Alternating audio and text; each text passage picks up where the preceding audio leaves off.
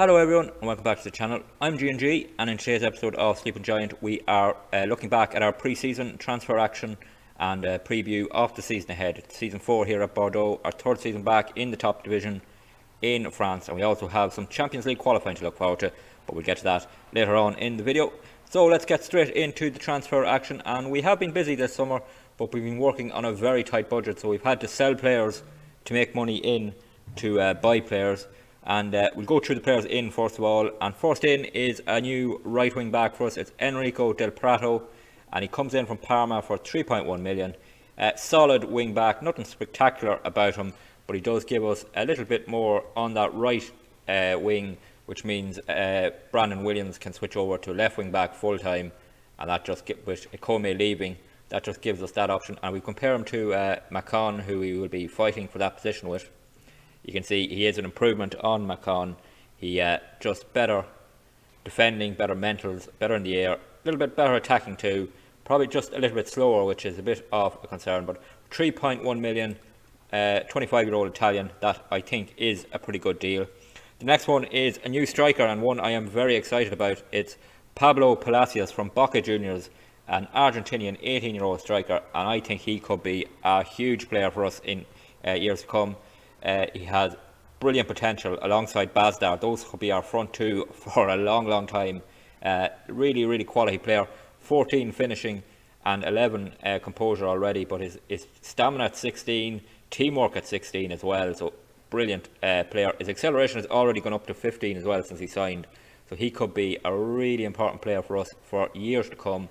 Let's compare him with the man he would probably be playing up front with most of this season. That's Bazdar, and you can see he's right up there with the man who was our top scorer last season and one of the top scorers in Ligue 1. You can see better technical already, better physical, mentals are better, and yeah, he's just going to keep improving. And for a small fee really of 4.5 million, which could rise to 5.25 million, I think he could be a really good signing. Next up is Mario Camero, a centre back we've signed from Real Madrid on a free, and really he's just a young player coming in with potential. He will be mostly a backup this season. Our backline in general, our centre backs are ageing, so it's good to get some young blood in, and he is a good player. A bit of potential, not massive potential, but he could be important for us. We could compare him to our best centre back, and that's Vitek.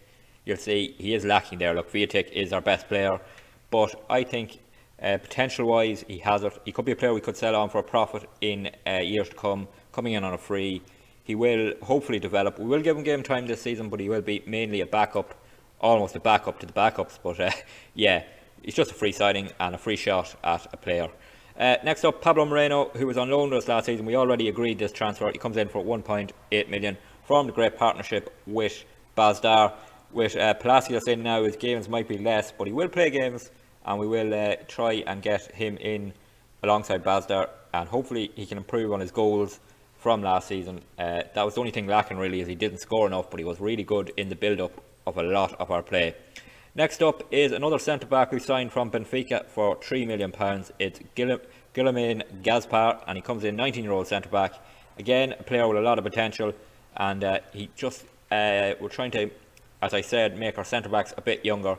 And he comes in, and we'll compare him with Vitek again. As I said earlier, Vitek, our best centre-back, and if we look at them, there isn't a huge difference between them, but Vitek is clearly the better player. I'm not going to try and say that Gaspar is better, but Gaspar, if he continues to improve, again, as I said with Camaro, it's almost a free hit of a player. His value hopefully will increase. We could sell him on for a profit in years to come, but he gives us options at the back, and yeah, gives us a younger centre-back partnership hopefully down the future. Next up is a midfield signing, Morten Thorsby, Norwegian, and our biggest signing of the summer. Comes in for 7.25 million. Comes in as Le Penant's replacement. Le Penant's loan was up. Lyon didn't want to sell him. They wanted to loan him back, but I wanted to bring in a player really of our own. So we brought in this Norwegian defensive midfielder really.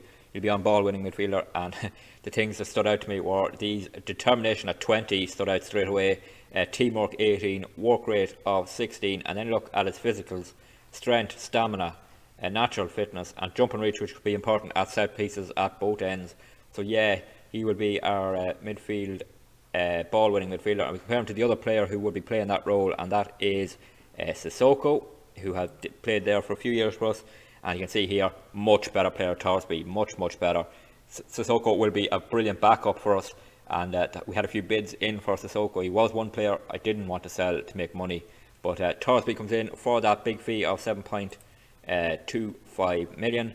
And yeah, he will be an important player in that midfield for us. Next is, we have two more season-long loan signings. First up, it's Iliax, I hope I'm saying that right, Mariba, comes in from Red Bull Leipzig for a loan fee of 1.5 million.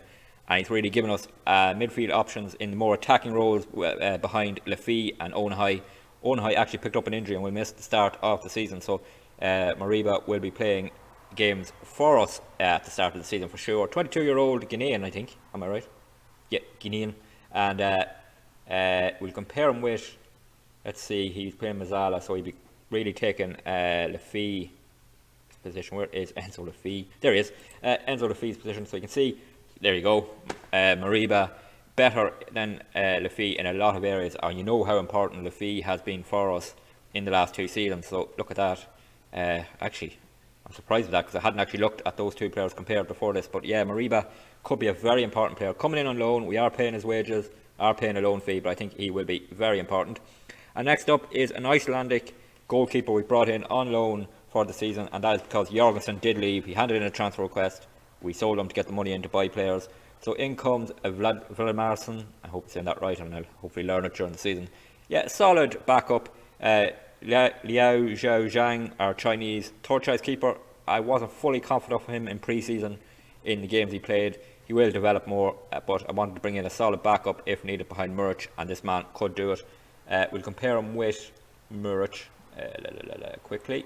He's obviously going to be worse than Muric, but he's coming in on loan for a limited wage. And you can see he will be a solid, if unspectacular backup. He won't play that often, really, only when needed, probably in the cups maybe. But yeah.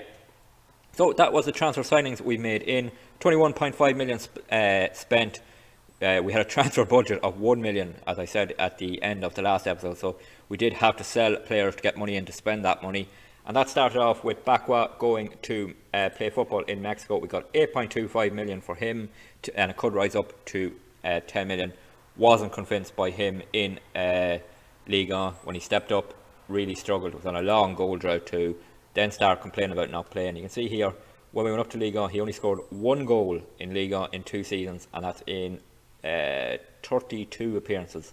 He scored one goal. Just not good enough. And cash him in, get the money in and bring in better players. We sold a young centre defender to Celtic for 1 million. He was never going to make it really for us. We do have a buyback clause in the deal, so if he does reach his potential, we can get him back. As I said earlier, Philip Jorgensen handed in a transfer request, did not want to stay, so we sold him for 7.25 million, and he went to Austria, and that fee could raise up to 9.5 million. So I think that was a good deal. That's just a young player gone out on loan, and we're getting a loan fee for that. Villar, the goalkeeper we signed when we got promoted, he is gone to Parma for £1 million. Just easy money to get in, and it actually is double what we paid for him, so it's not too bad. Young defender Bradley Roy, he has gone to Grenoble for 325,000. Just get some money in. Another backup keeper, Strajek, played a couple of games for us. He has gone back to Poland to Legia Warsaw. So yeah, more money coming in. This is all about getting money in to buy players. Even Torres is a very good young player who we've loaned out for the season, and he could be a player who eventually makes their team. He has a lot of potential. Hopefully he can get some game time and improve. Kabusi is a player who very rarely played for it, so we sold him off for 625,000. That was important money to get in. And then a couple of young players gone out on loan in Antonio Ramos, who is a young striker, and Moranga has gone to Ream for 40,000. Defender, brought in a couple of defenders, no players for him, just cashed in. And yeah, so we brought in 19 million in transfers out, spent 21.5 million. So yeah, worked the budget well. I think we've improved the squad. Have we improved the actual team? I'm not sure. We'll only find out when we get to playing. Quick look at the finances. You can see there's our transfer budget is down to 88,000. So we spent all of our budget, got money in. We're still 15 million in the bank, almost 16 million in the bank. So yeah, the club is okay financially with the way we spent. And yeah, if we look at the season preview, we will see we're predicted to finish, I believe, in 8th position. Yeah, we are to finish 8th position, 50-1 to win the title. That prediction at the start of the season before any transfers was 11th. So we have moved up to 8th with the transfers we've done. And I'm happy with the transfers in. Let's hope they all perform well. If we look quickly at the media prediction, is 8th as well. Yeah, our reputation is still at 3.5 stars. We're not in the Champions League main draw yet. We have qualifying to do. So yeah, hopefully that reputation will go up to 4-star eventually, and we can maybe start to look at some bigger players. In terms of our pre-season, we played lots of friendlies. Only one defeat in it to Real Sociedad when we put out our second team, 2-0 defeat. Our last friendly was at home to Arsenal when we beat them on penalties. Had penalties in that friendly as a practice if needed for the Champions League qualifying. And that Champions League qualifying is what we will do in the next episode. And we have been drawn against Porto, not an easy one for us. We're in the third qualifying round, so we have to win this tie and another tie to get into the Champions League proper. If we lose to Porto, we drop into the Europa League playoff. But hopefully we can come away with a win against Porto.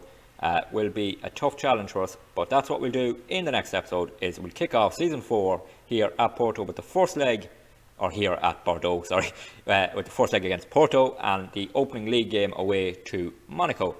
So that's the plan for the next episode. If you did enjoy today's episode, please drop a like on the video. Always great to see more likes and the people are enjoying the series so far. Don't forget to leave any feedback you have in the comments. And don't forget to hit that subscribe button. It really helps the channel to grow, and it makes sure you get to see all the videos we post. Videos are posted Monday to Friday, 6 PM Irish time. And subscribing is the best way to get the notification of when they go live. There is a playlist on the channel as well if you want to catch up on how things have gone so far. So until the next episode when we kick off season 4 here, please take it easy.